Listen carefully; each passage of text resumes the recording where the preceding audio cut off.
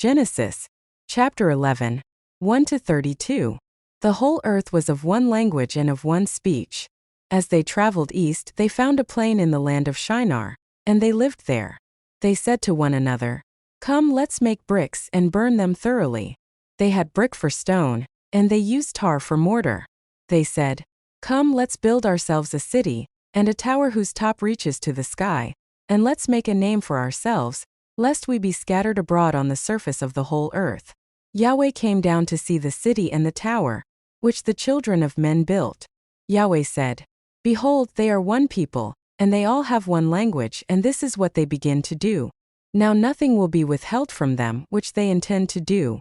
Come, let's go down, and there confuse their language, that they may not understand one another's speech." So Yahweh scattered them abroad from there on the surface of all the earth.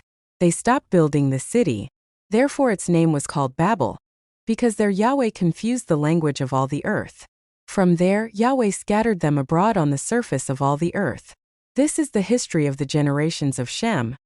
Shem was 100 years old when he became the father of Arpachshad 2 years after the flood.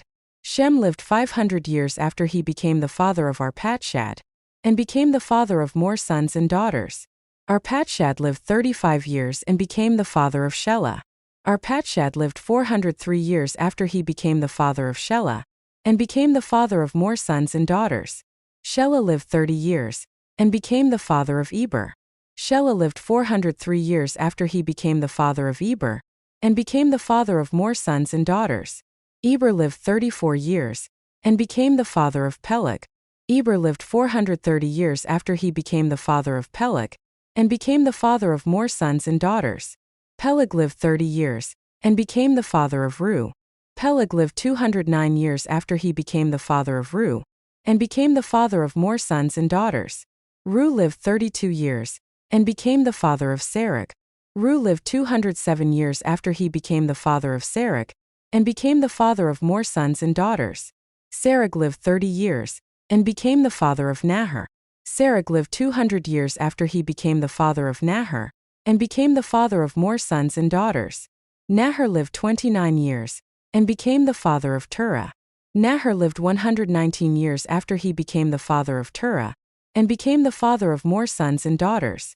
Terah lived 70 years, and became the father of Abram, Nahor and Haran. Now this is the history of the generations of Terah. Terah became the father of Abram, Nahor and Haran. Haran became the father of Lot. Haran died in the land of his birth in Ur of the Chaldees, while his father Terah was still alive. Abram and Nahor married wives. The name of Abram's wife was Sarai, and the name of Nahor's wife was Milcah, the daughter of Haran, who was also the father of Iscah. Sarai was barren. She had no child. Terah took Abram his son, Lot the son of Haran, his son's son, and Sarai his daughter-in-law, his son Abram's wife.